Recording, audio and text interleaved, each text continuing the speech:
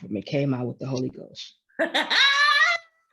You're such a poet. You're such a poet. You can't Right. even help yourself, right? You just can't help yourself. It just, the words just come to you, because that's a perfect description. And what's cold is when I hear you say 2012, you know, I started coming in January 2013. I literally, so right after that, so I obviously meet you at the time that you're getting ready to start making this transition, which makes it, the timing, impeccable. Because were you living in the faith-based dorm? Yes. So I was living down there. That's when I got called, the second one. So what I did was, April, stop being comfortable. So what's his name again? The one over there? Pike.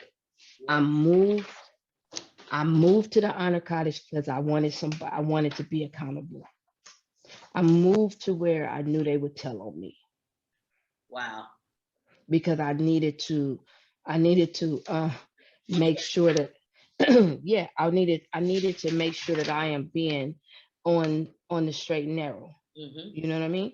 So I just started digging. I started digging and started figuring it out, you know, what it was, the reason why I was, why did I do this? And why did I do this? And, and what was it in you that made you respond? And what was it God, for real? And so those things, because I'm a big believer that all the answers for all of us are in us. If we, no matter how many people have hurt us or done things to us or any of those things, no matter how many people do things to us, the way out of the hurt and pain, the answers are with us. They're not with the other people. As long as we're looking at what they did to us, how they hurt us, why did they do this, trying to understand what they did, we'll never get to the place of peace. We'll never get to the answer or the solution. So when you start looking, and Ronnie got you looking at you, Ronnie said, take accountability, take responsibility. As much as I'm sure it felt like you was large and in charge in there, the reality was you wasn't in charge of nothing, because it was all built on sand, smoke, and mirrors. Right. And you had to acknowledge that for yourself in order to actually get to the next level. You want to say something? Yeah, who was you a shot caller for? He was saying basically he was calling you a shot caller, and he was like, who was you a shot caller for? And I don't know that was. I didn't have that. I just had all the girls, man. She said she wasn't. She just had all the girls. That's what it was. It was just like that.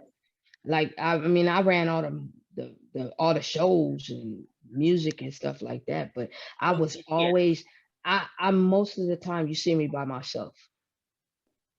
Yeah. You wasn't a shot caller.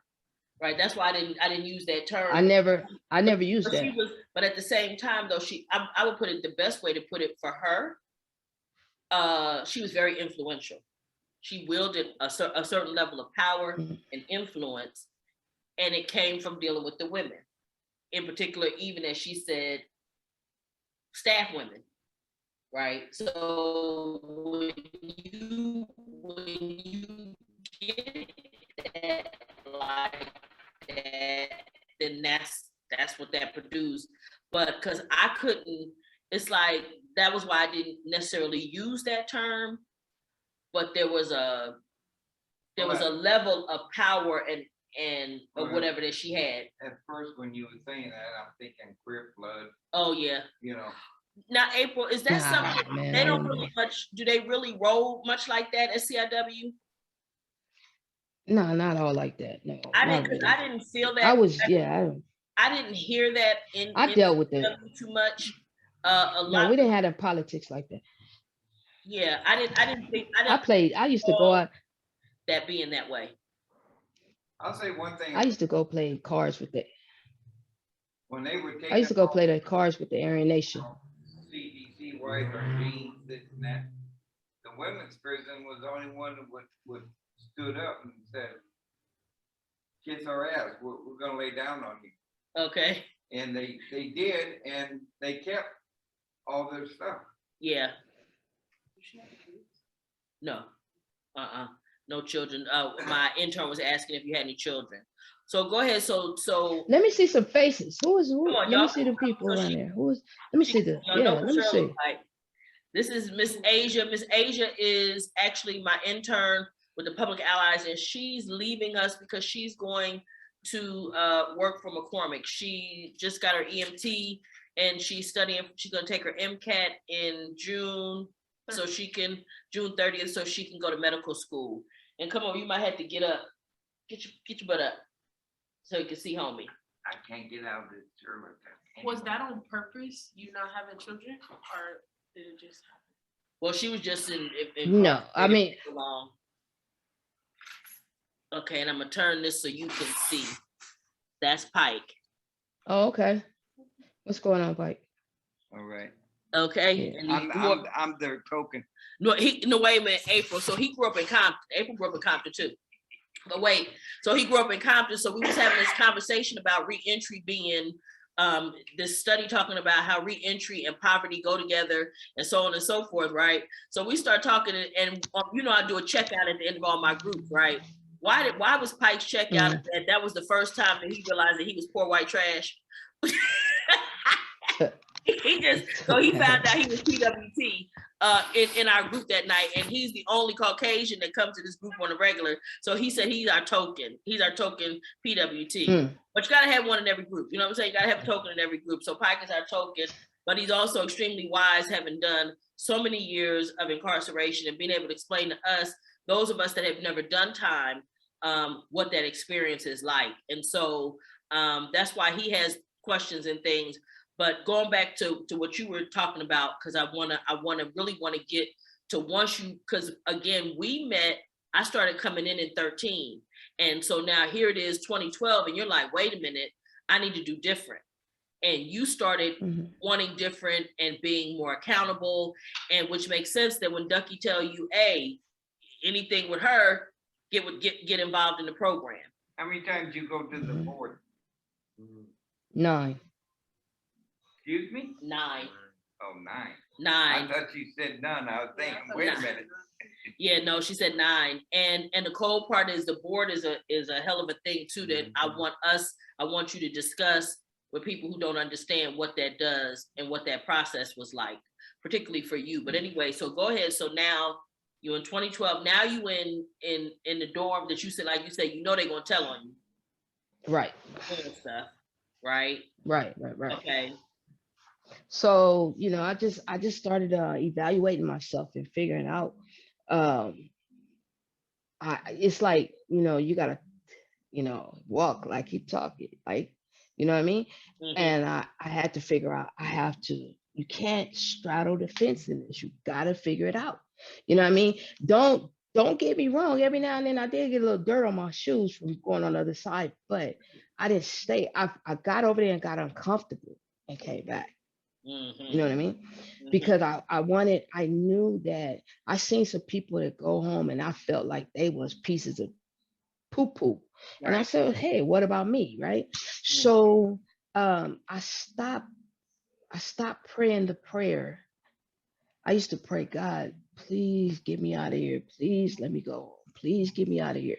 That used to be my prayer all the time. And I stopped praying that. And I started praying, God, give me the wisdom so I can get myself out. Absolutely. And I don't know what happened, but a light bulb came on. And I said, let me run for the chairperson of LTO, the long-termers organization. I started doing one-on-ones with people with cases, and I mean that came to prison. I was lifers and I started doing one-on-ones with them and letting them see what it was, their causative factors, the insight. And I always said, if you come to me, don't bullshit me. So I started doing that, and I helped a whole lot of people get out, and which was helping me, you know? So what I had to do though, before I did anything on this transition, I had to do step 1, which was admit. So I admitted I was raped. And I wrote a letter to the little girl inside of me. And I apologized for putting her in prison, basically since she was 12 years old, putting her in that closet and forgetting about her. I literally wrote the letter to April, and a week later, I'm right-handed. A week later, I answered that letter with my left hand. Mm. And that gave me closure. Not closure. That gave me Power. healing and power. It Yeah. gave me healing. Uh-huh. From that point on, it was no one I had to impress because I had somebody else with me. You know what I mean? So I started grooving. I ended up writing a letter to Bo Peep and telling Bo Peep, hey, I got this from here on out. That used to be my nickname, Bo Peep. Right. So we had a newsletter in prison. I wrote an article in the newsletter saying goodbye to Bo Peep. I no longer need you. You're no longer going to be the fall guy. You know what I'm saying? So I did that letter, and I started shedding. I Yes. just started shedding Yes. different stuff. And I was, I went to the board one time and they said, this was the second to the last time. They said, well, we see that you were saying all that stuff before. What's the difference? I said, here go the poetic part. I said, I've always worn glasses, but I just realized my glasses had scratches on them. Okay. Hello. So I Right. had to change the way I saw stuff. Wow. And when I went in there, my last board time, this was right after that write up with the phone. I had wrote a letter to the person who called me with the phone, the warden, the chief deputy warden, ISU, my housing staff, my counselor. I wrote an amends to all of them for jeopardizing the safety and security of the prison. Because even though I had the phone for family use, they didn't know that. Right. So I wrote a letter and said, I found who I am now, and I apologize because, if you're taking them steps, I took did the 12 steps because to me, they could be healing if you just grab them. It doesn't necessarily mean for no drugs or none of that. So one of the steps says, make a list of all the people that you harm and basically ask for forgiveness unless it's going to harm them. So I wrote letters to everybody, and the warden wrote me back. Wow. I told Ronnie I did that. He said, I would have told you not to do it. He said, but because she responded back and that got me out of prison. Which one was it? Which Kimberly. Hughes. Mm-hmm. And wow.